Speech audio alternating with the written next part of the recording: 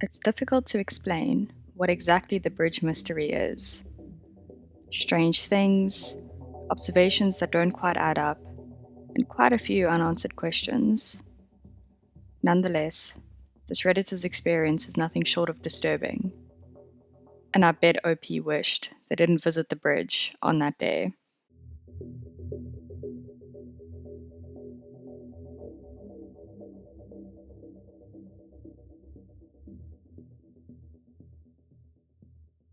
A few years ago, on the Let's Not Meet subreddit, this is what OP posted. Was going to be short, but the memory sprang into my mind a couple days back, and I thought it would be worth sharing. I live in North Wales, UK. For anyone who has had the pleasure of visiting, it truly is a beautiful place to live, though, for an adolescent boy, it is certainly lacking in things to do. As a result, my friends and I would often find ourselves mindlessly exploring areas of countryside and coastline. Despite it being quite sparsely populated, in comparison to the closest cities, there is a dual carriageway running right along the coast from Wales into England. Also, train tracks run alongside this road for most of its course, occasionally passing overhead via a small cement bridge. Anyway, there was one night a few years ago when about 4 of us randomly decided to try and explore the inside of one of these bridges, as one of the group had observed a manhole cover nearby, which we believed to be the entrance. On closer inspection, we discovered that several tools would be required in order to gain entry. We returned with the necessary equipment and proceeded to unbolt the cover. This had to be done stealthily, as the train track was right beside us, not close enough to be of any danger, but definitely a sufficiently small distance to cause panic for any train driver, and panic usually means police. It wasn't long before we had removed the heavy steel disc and had started descending the ladder down into the structure. Once we had all safely reached the bottom, we decided to progress to the other side. At this point, we are totally confined into the narrow space that leads into the main area. If you are confused as to what the hell this bridge is supposed to be, you probably should be, because it was rather peculiar. I mean, I would never have known there was even an inside if we had not found the manhole. So, as we squeeze and crouch and at one point scrape along our bellies to the other side of the structure, there is a growing sense of claustrophobia between us. The distance from end to the other is surprisingly long, but by the halfway point you can look down through the narrow gaps into the motorway below. This was actually pretty cool, which helped keep us calm in a strange way. At this point, apart from the mild discomfort and confinement, we were still just a group of guys on an adventure. This was about to change dramatically. No more than a few meters beyond halfway, which we could tell due to the symmetry of the passageways through the bridge, one of us claimed they could see some object in the distance at the far end. Slightly hesitantly, we agreed to investigate. Bad move. I reached the end first, and let me tell you, I have never felt the same sense of dread before or since. In front of me was a single foldaway chair positioned facing a wall. On the wall was a partially torn page from a newspaper or magazine, showing a fully naked lady in an erotic position. The reason I don't just refer to it as porn is because something was different about it. I can't put my finger on it, but it seemed more sinister than sexy, if that makes any sense. More disturbingly, the eyes of the woman on display had been cut from the page, removed with precision, not just hastily ripped off. The scene that lay before us had rendered us completely speechless, and an overpowering sense of panic could be felt collectively. This was when we found the condom, the horrendous, gut-wrenching, blood-drenched condom. Needless to say, we got out of there as fast as humanly possible, smashing our knees and shins against the sharp cement edges that lined the path to the ladder by which we had entered. Of course, we were all praying to God that the manhole hadn't been resealed, as it was impossible to tell until you reached the ladder itself. Thankfully, the exit route was clear, and we promptly dashed as far away as our legs could carry us. I'm sure this ending comes as a disappointment to some of you reading this, as we luckily never bumped into the twisted individual who sits in that chair, but I must stress how radically out of the norm this was, given where I live. The reason I mentioned the population earlier was with purpose.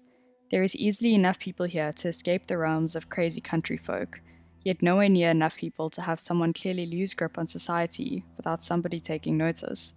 For example, there was literally only one homeless man who everyone in the area knew and grew fond of, eventually resulting in a mass gathering at his funeral when he passed away. I sometimes think, though, not recently, as I had more or less forgotten about that night entirely, about the person who climbs down into that bridge and navigates through the darkness to sit facing a wall and do God knows what, that ends up with a condom full of blood. You honestly couldn't envision a more surreal situation. It has just come to my realization that what we unearthed that night has not once been uttered to another soul. As a naive teenager, it was the type of thing you just wanted to forget. But thinking about it, we probably should have let the police or at least someone know about what was down there, because it wasn't the doings of a healthy minded individual. So there you have it. Apologies for the length. I got a little carried away as it is my first Let's Not Meet post, and I wanted to make the reading experience as similar to the reality as I could. Now I'm a few years older and hopefully a bit braver. I'm considering going down there again, accompanied of course, to see what other stuff might be waiting. This could well happen in the next couple days, and rest assured I will 100% post an update, as I currently have no job, so time is plentiful. Thanks for reading. Shortly after, OP would edit the post with an update. This is what the edit reads. As promised, here are the photos from the return visit. We went early evening, so there was still plenty of light, and as a result, I have decided to use a simple filter on most of the outdoor shots, simply to reduce the light and give it the eeriness it deserves. Unfortunately, I hadn't adequately conveyed my plans to those accompanying me, and they had presumed I just wanted to check out the small area before the entrance to the passageways, as they had been there before. When I expressed my wishes to navigate through the bridge, they instantly noped out of there. As you can imagine, I was massively disappointed. I hope to go back soon with a different bunch of guys, but I can't promise when. As promised, Opie went back to the bridge he had visited and posted photos of what he found underneath the bridge. It's creepy to say the least. This time, though, when Opie explored the bridge, he didn't venture all the way in, but here are the photos that Opie managed to capture. Opie mentions that they had forgotten that the passageways don't actually run all the way through the structure. They're sealed off at the midway point, so the slight dip above the supporting pillar is where all the sinisterness took place. Opie says this makes him wonder, is there anything untoward on the other side?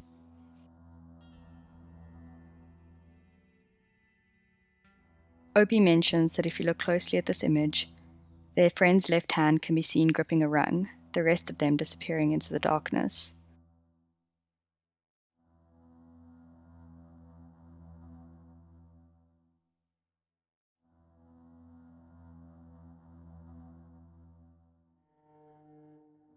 Opie mentions that when you are staring down this passageway, it is virtually complete darkness.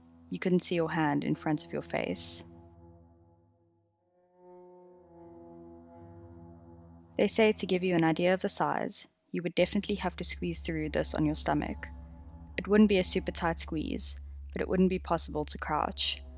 Also, the slightly raised surface you can see just through this hole is an indicator of what the rest of the passageway leading to the dip looks like. Random raised surfaces and narrow gaps, making it impossible to stand up.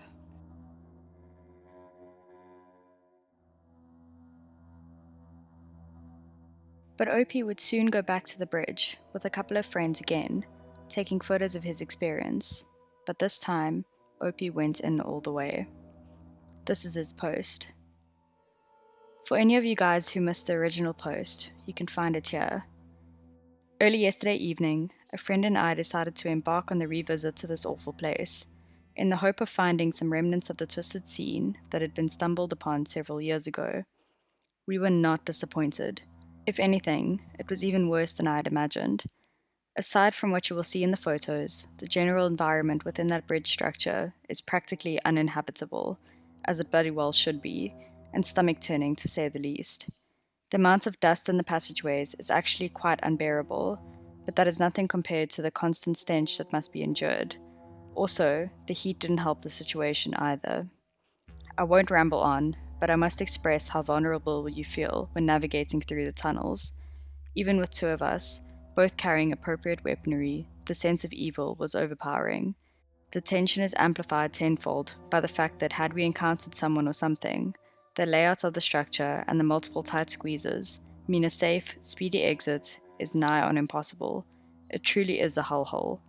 Without further ado, here is what lies in the bridge. Enjoy. Upon entering the bridge, instantly Opie came across what appeared to be a makeshift bed. The sheets accompanying the foam suggested it would have been used to sleep on.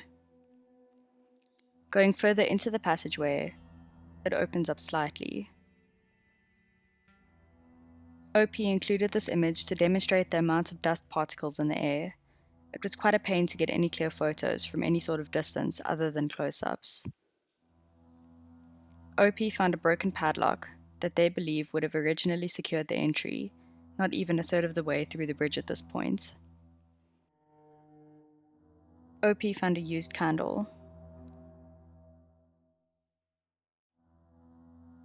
They also found a random piece of rope. Now this is where things get a bit disgusting. The liquid inside that container was definitely not milk, and that's a standard milk container found in the UK.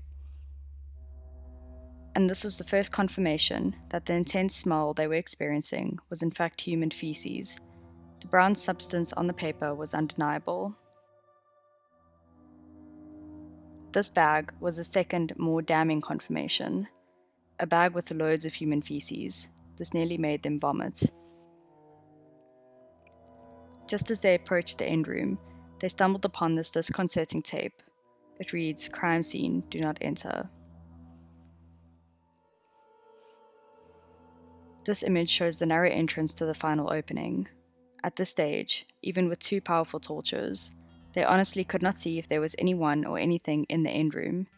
This made for a particularly nervy decision to proceed. Here you can see how tight this section is. This is an image of the entrance to the end room, taken with no flash, to get an idea of what this may have looked like in candlelight, which we presumed must have been the light source for the sick individual. Truly the stuff of nightmares. All of the following images were taken inside this room. Literally, the first thing they see after squeezing into the end room is a knife. Next up is a very raunchy image. I'm not going to show this image to ensure I follow YouTube's community guidelines, but you can find a link to all of the images and their original posts in the description down below. Needless to say, this image is terrifying. The genital area of the woman has been burned through with a cigarette. It's only a small hole, but it's very strange nonetheless. There were more magazine pages on the floor. You can tell from the black sticky tape that these would have once been stuck to the wall. OP also found a random pile of items, including scissors, tape, and a brush of some sort. They also found a rather large nail. This could have simply been part of the structure at one point, but after a closer inspection of the surrounding area, it did not seem to be an anomaly. They also found a candle that had been melted into place onto the wall. They imagined it would have been the main light source. They also found this remaining page still attached to the wall. This unfortunately is not the image they described in the original post. If you zoom in, the top of the page has a date from 1997, suggesting this stuff has been here for a long time. And this is the image of the chair. There was so much dust in this area, they simply couldn't get a decent flash shot. Here you can see the bundle of items to the left, and a blanket of some sort to the right. They searched thoroughly, but rather worryingly. The blood-soaked condom was nowhere to be found. This was strange, given that other items had remained. This is an awful place to be. This image is what you would see if the chair was facing the other way around. You can see how the steps open up so you could stand up, and also how it would be easy for somebody to hide in waiting in this area. This image is a bit of proof to see that this trip actually happened. OP says that they are very glad to be leaving. This is the final shot they took from inside the structure, just before the exit ladder. and this was the lovely view that greeted them as they popped their heads out. They thought they would include this as it did well to brighten their mood, and hopefully will do the same for the person reading this.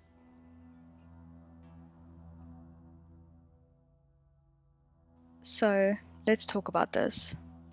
The somewhat fresh human feces has to mean that the individual living under this bridge had to have been there fairly recently.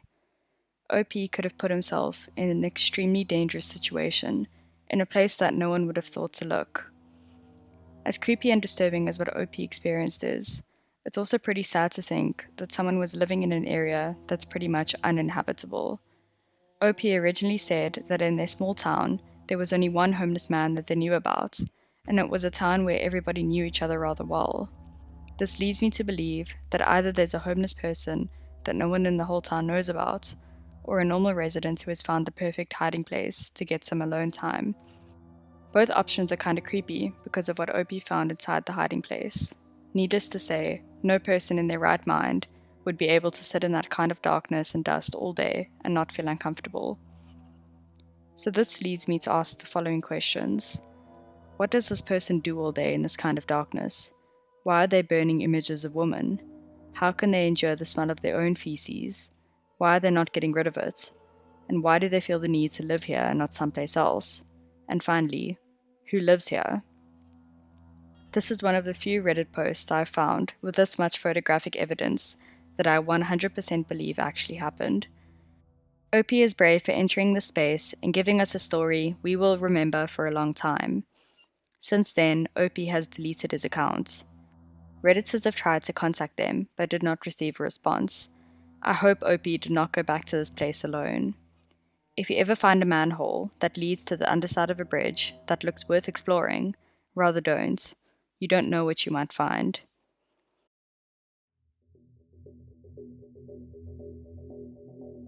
Thank you so much for watching this video.